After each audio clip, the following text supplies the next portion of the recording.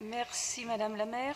Je voudrais, mes chers collègues, attirer votre attention, d'ailleurs avec notre collègue Bertil Faure, qui est conseiller d'arrondissement du 10e, sur la situation du musée de l'Éventail, qui comporte une collection unique de 2500 pièces, reconnue à l'international et qui est dirigée par Madame Anne Hoguet.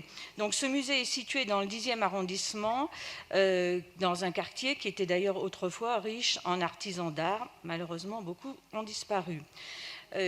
Il faut savoir que ce musée a une collection qui a été inscrite à l'inventaire national du patrimoine immatériel de l'UNESCO en 2020, qu'il bénéficie aussi du label Entreprise Patrimoine Vivant.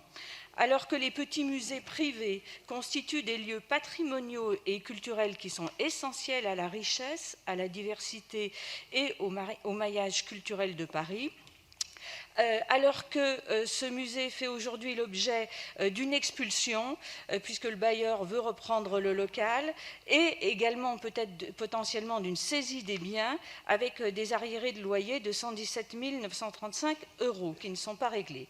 Une médiation a été entreprise par la ville de Paris. D'autre part, le conseiller d'arrondissement Bertil Faure a mis en place une cagnotte qui permet de récolter des fonds assez intéressants, et un dossier a été déposé à la région Île-de-France.